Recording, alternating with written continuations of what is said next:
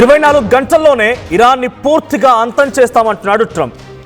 ఒక్క రోజులోనే ఇరాన్ పూర్తిగా తుడిచిపెట్టుకోబోతోంది అని చెప్పి అమెరికా బాస్ డొనాల్డ్ ట్రంప్ అంటున్నారు.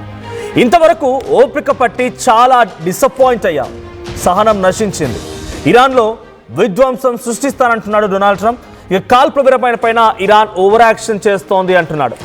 బుధవారం తెల్లవారుజామున 4 గంటల కల్లా ఇరాన్లో కల్లోలం సృష్టిస్తానని చెప్పి డొనాల్డ్ ట్రంప్ అంటున్నాడు. ఇరాన్లోని అన్ని వంతెనలు, విద్యుత్ ప్లాంట్లు ధ్వంసం చేస్తానంటున్నాడు. ట్రంప్ మాటలకి ఇరాన్ కూడా చాలా సీరియస్గా వార్నింగ్ ఇచ్చింది. అమెరికా అధ్యక్షుడు డొనాల్డ్ ట్రంప్ భ్రమలో ఉన్నారంటుంది ఐఆర్జీసీ. ఇరాన్ ఇలాంటి ఉక్కదింపుడు ఉపన్యాసాలకి, ఇలాంటి బెదిరింపులకి, ఇలాంటి పిల్ల చేష్టలకి ఎట్టి పరిస్థితుల్లో భయపడదు అని తెగేసి చెప్తోంది Islamic revolutionary guards and corps.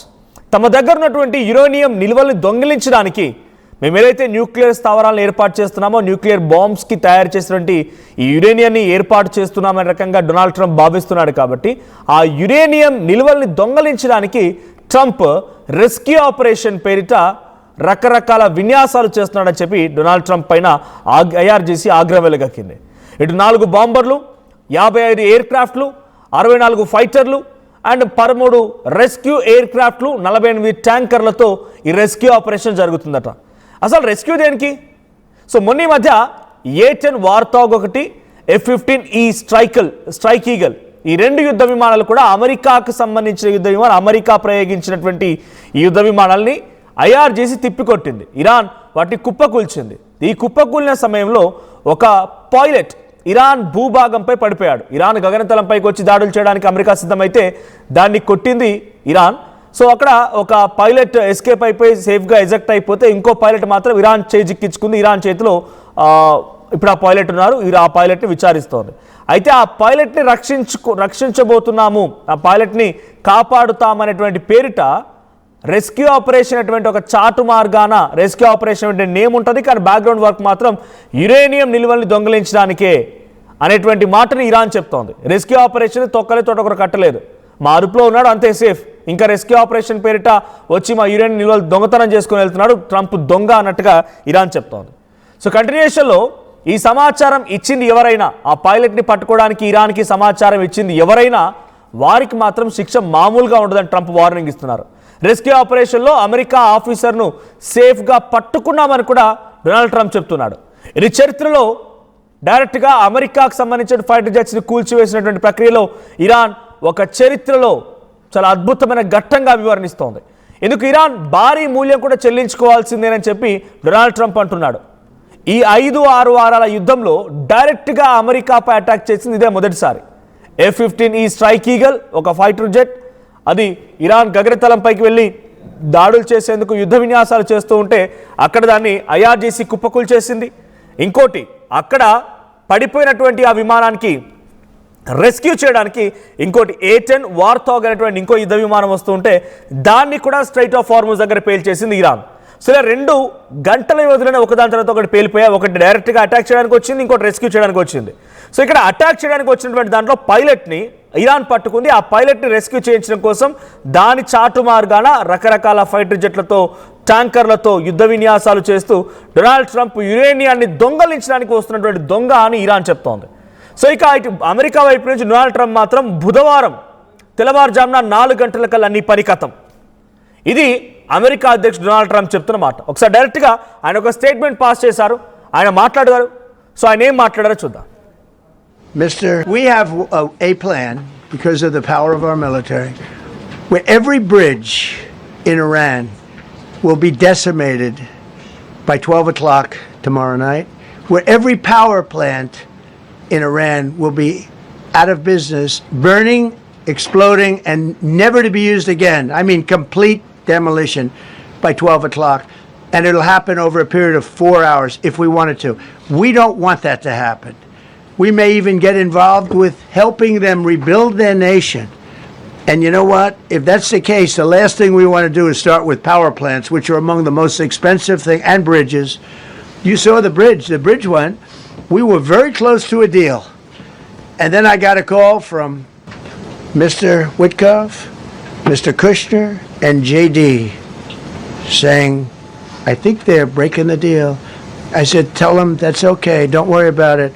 But tell them to look out their window and watch. And within 45 minutes, I gave the order to knock out the biggest bridge. I gave the order, knock out the biggest bridge in, I believe, the Middle East, but the biggest bridge in Iran. And within 10 minutes after I gave that order, that bridge was over. So do I want to do that? No. Do I want to destroy their infrastructure? No. It will take them 100 years to rebuild.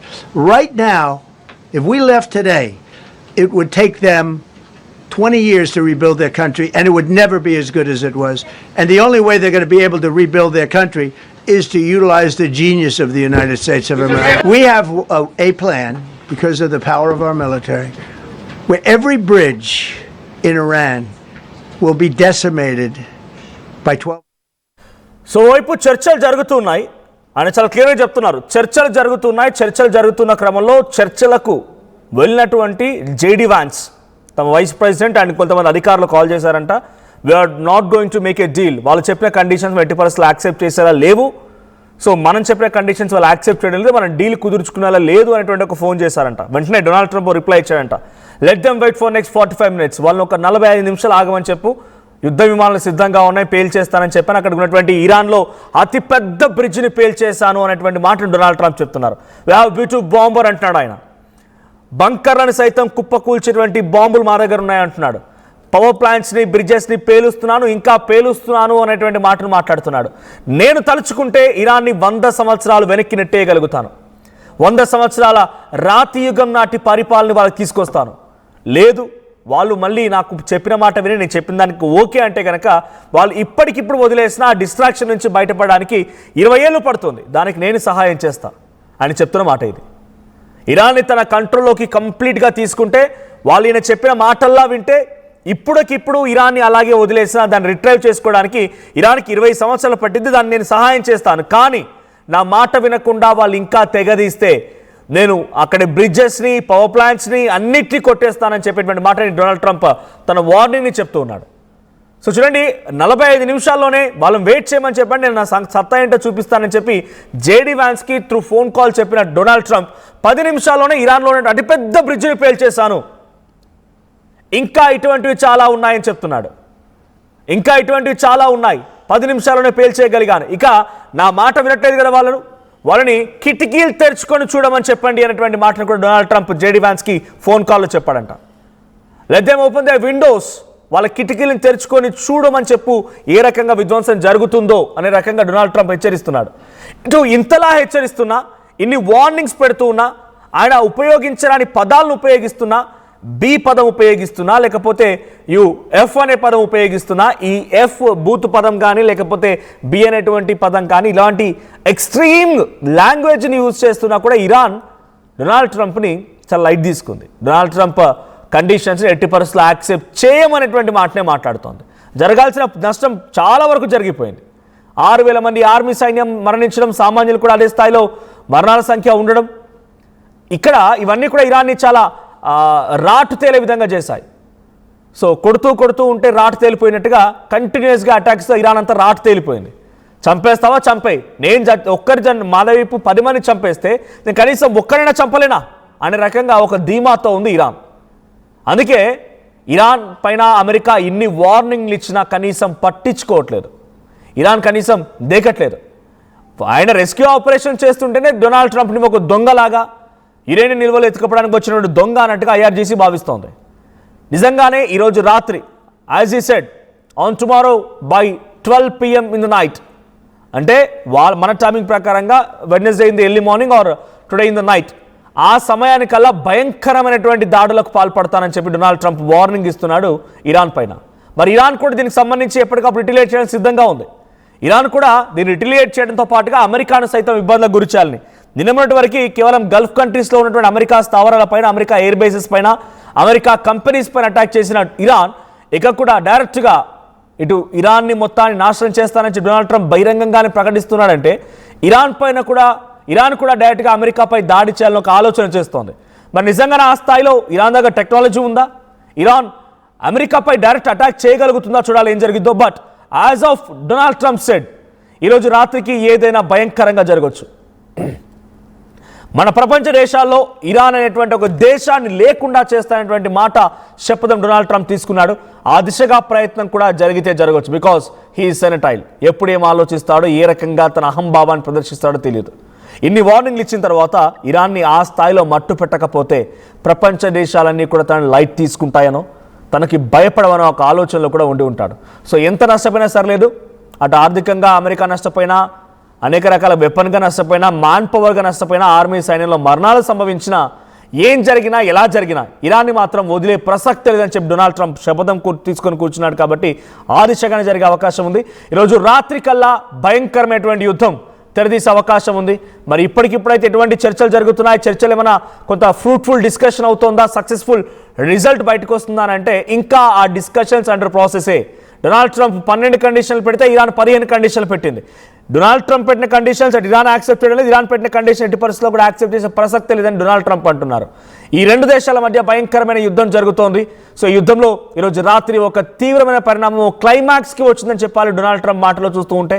ఈ క్లైమాక్స్లో hero villain ఎవరవుతారు, hero ఎవరు, villain ఎవరు, మీ అభిప్రాయాన్ని comment చేయండి. Same time ఈ రోజు రాత్రి జరిగే యుద్ధంలో అమెరికాను ఎదుర్కొనే సత్తా ఇరాన్ దగ్గర ఉందా, ఎవరు గెలుస్తారు అని మీరు అనుకుంటున్నారు కామెంట్ చేయండి. ఒకసారి మళ్ళీ డొనాల్డ్ ట్రంప్ ఏం మాట్లాడాడో చూద్దాం. We have a plan because of the power of our military where every bridge in Iran will be decimated by 12 o'clock tomorrow night, where every power plant in Iran will be out of business, burning, exploding, and never to be used again. I mean, complete demolition by 12 o'clock. And it'll happen over a period of 4 hours if we wanted to. We don't want that to happen.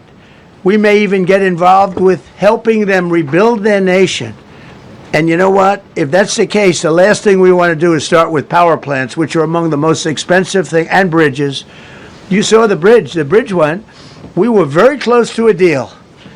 And then I got a call from Mr. Witkoff, Mr. Kushner, and JD saying, I think they're breaking the deal. I said, tell them that's okay. Don't worry about it. But tell them to look out their window and watch. And within 45 minutes, I gave the order to knock out the biggest bridge. I gave the order, knock out the biggest bridge in, I believe, the Middle East, but the biggest bridge in Iran. And within 10 minutes after I gave that order, that bridge was over. So do I want to do that? No. Do I want to destroy their infrastructure? No. It will take them 100 years to rebuild. Right now, if we left today, it would take them 20 years to rebuild their country, and it would never be as good as it was. And the only way they're going to be able to rebuild their country is to utilize the genius of the United States of America. We have a plan because of the power of our military where every bridge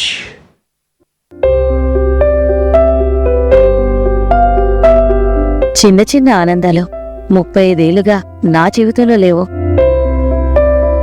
35 ఏళ్లుగా నేను డైపర్లలో బ్రతికాను. 6 సెంటీమీటర్ల fistula నా మూత్రాశయంలో leak కారణమైంది. ఎవరూ నాకు సహాయం చేయలేకపోయారు. ఏఐఎన్యూలో వైద్యులను కలిసే వరకు. అక్కడ వారు రోబోటిక్ శస్త్రచికిత్సతో నాకు పరిష్కారం ఇచ్చారు. వారు నా ఆత్మవిశ్వాసాన్ని కూడా తిరిగిచ్చారు. Precision care makes it possible. The Center for Robotic Surgery at AINU